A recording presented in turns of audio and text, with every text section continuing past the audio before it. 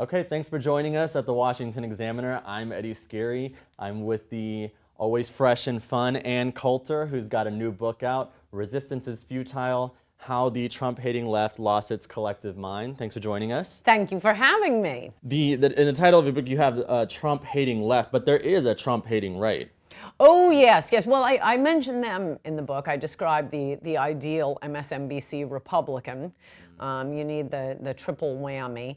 It has to be someone who is technically, in some sense, a Republican, so that the networks aren't lying to the viewers.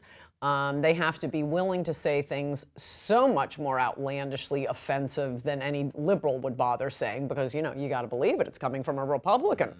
He worked for Christy Todd Whitman. This is a Republican.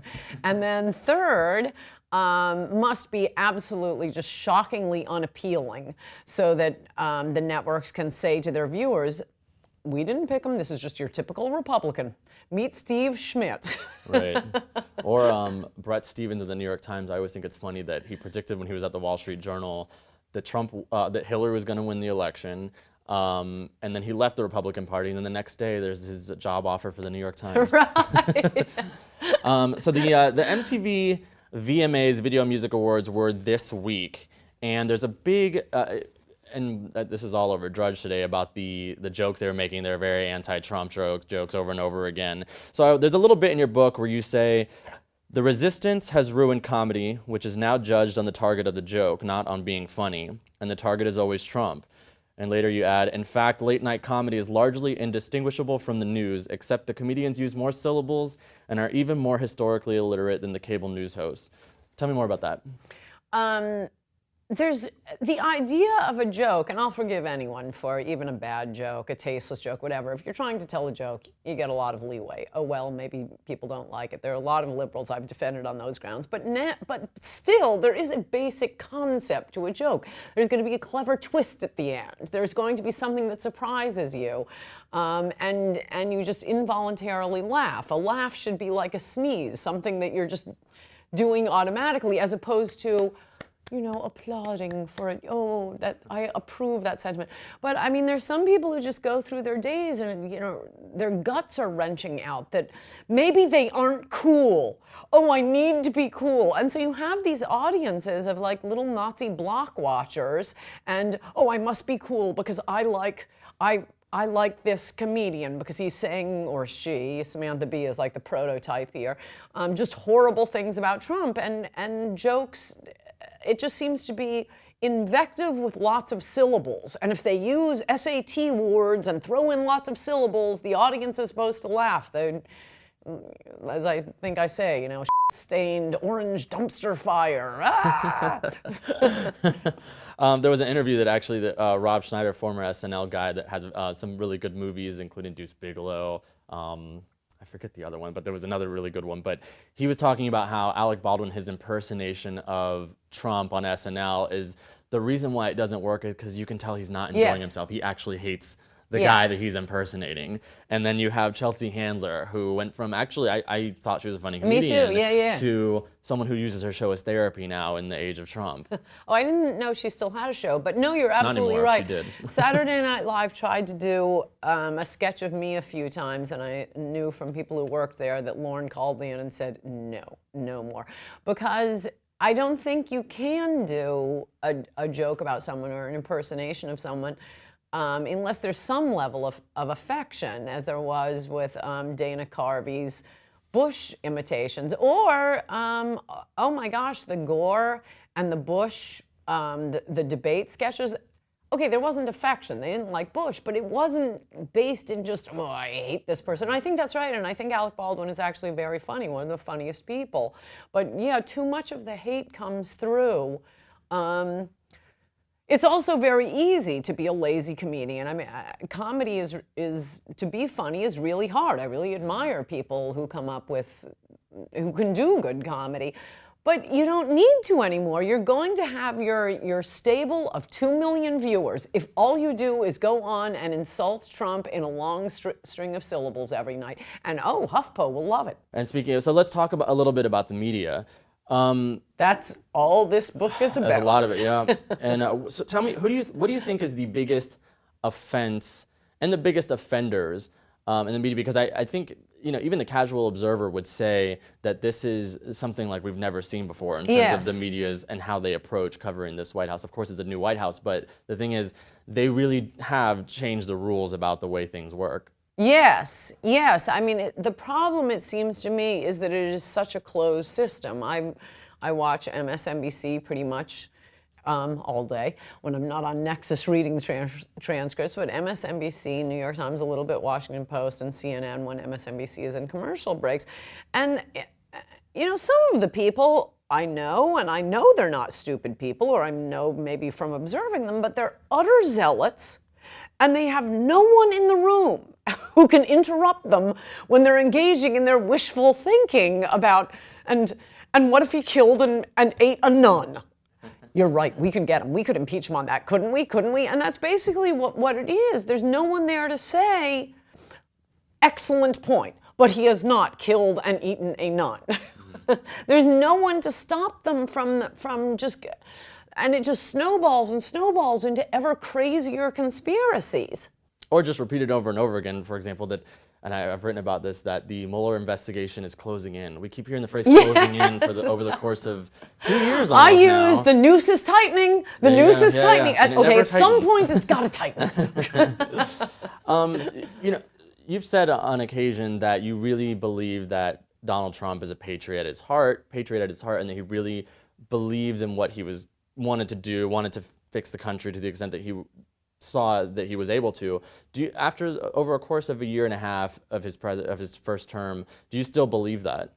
Well, I think he hired the wrong people, some of whom I've never heard of the Reagan slogan, there's no end to what can be accomplished if you don't care who gets the credit, and some of whom I think don't want him to accomplish his agenda, an awful lot who are part of the swamp. I wish he'd fire absolutely everyone in the White House and just implement whatever he thinks of first thing in the morning. The country would be much better run.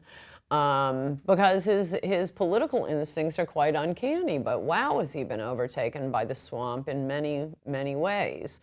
Which is why, as you know, I end by saying that maybe the only thing we get out of this presidency is the destruction of the media, which the first 200 and whatever pages will convince you does need to be done. What about his deal-making skills? Because he's kind of, in one instance, I think the immigration battle was pretty perfect encapsulating this. He would say, Republicans don't even worry about immigration anymore. We're going to wait until we can get more Republicans elected. You might hear him then say, well, I'm going to get ready to cut a deal with Schumer on any immigration deal. And yet it just seems to switch kind of back and forth. So what do you make of him being the master deal maker that he says he was? I think those claims have been exaggerated. Wow, I've never seen such a bad deal maker. Look, he signed the omnibus bill that took away his ability to put any portion of a wall up on the border. They go on and on. I've talked about one of the media's tricks is to always be citing large, meaningless numbers, like number of times Trump has said something racist, number of times Trump, or the intelligence agencies, whenever they're citing ridiculously and meaningless large numbers, they don't have an argument. But one is the Trump lies, Trump lies, Trump lies. The only two lies I think I've ever heard him tell, he's not a liar, it's puffery. The audience isn't supposed to take some of the things he says seriously. They don't. Everybody laughs, has a good time, and he's like, this is the greatest golf course in the world. Everyone gets it except these Miss Grundys in the media taking it out, this is not the best golf course in the world. But the two, he has told two lies. One was to say bombing Syria was in America's national security interest. Could you map that one out for me? And since he signed that omnibus bill saying, we've already started the wall. No, you haven't. You're repainting rickety fences. The bill prohibited you from putting up a new fence. It prohibited you from doing it. Speaking of, we often do see these media tallies in the Washington Post and New York Times of like how many times he's lied. At the New York Times, when they did one about 4 months ago or so, one of the lies they counted was when he said the rollout for the travel ban was he called it perfect. smooth or something. I thought they it was counted that great. as a lie. Yes. But I find that so like strange. But okay, so you have spent a lot of your time in your columns and on TV. You've been critical of the president. But this book largely is a defense of the president, an attack on many of his critics. So give us a grade of what you think his presidency has been so far. You know, A, B, C, whatever, and tell us what your feelings are, like the status is. Where do you think it's going? Well, I give him an A on tweeting. I give him an A on his attacks on the media. In fact, I give him A+ and extra credit for his attacks on the media. And there have been a few really wonderful things he's done. I mean, this will be a surprise to people who get a lot of their news from the mainstream media, but I think his response to Charlottesville last year was absolutely magnificent, and no other Republican would have done it. The media was hysterical. They were doing their bullying. No, we demand that you say X, Y, Z exactly the way we want you to say it, or we're under threat of being called a racist. And no, he spoke the truth in the face of that. I mean, he does show incredible bravery at times like that. Which is why I wish I could give him, you know, full-throated endorsements, but he hasn't started the wall. I mean, his instincts are so good. I saw him speaking to ICE yesterday, and you know, I love him. He should just be our spokesman. He should be forever our Republican spokesman. But somebody else has got to actually get it done. What do you think? So you said his response to Charlottesville last year was perfect. What about this year? Because he put out the tweet that said about hate, we reject the hate and white supremacy, all that. What do you think? Yeah, I mean, apparently he is going to have to, you know, every week announce once again that he does not support David Duke and white supremacy. It's the craziest world we're living in, Eddie. I mean, all the attacks are coming on conservatives, Trump supporters, anyone who's suspected of being Trump supporters. Vicious, violent, fascist attacks. The fascists are not prosecuted. People are actually hospitalized. And yet we have to fixate on the Emmanuel Goldstein of some white nationalist, all they have to do is call you a white nationalist. And do any of these people call themselves white nationalists? I don't think so. I mean, you have a few eccentrics who apparently like the publicity, but they're utterly, literally harmless, powerless, useless, these pimply kids living in their mother's basements. I don't know why they'd want the sort of publicity that comes from saying, I'm a white nationalist, but what, there are like 10 of them. Find a Klan rally where the majority of people aren't submitting expense reports to the FBI. But that's what we're fixated on, while it's dangerous for Trump supporters to go out in public, including that guy at the Social Distortion concert the other night. I mean, that was really shocking. All right, well, the book is Resistance is Futile. Ann Coulter, thanks so much for joining us. Thank you.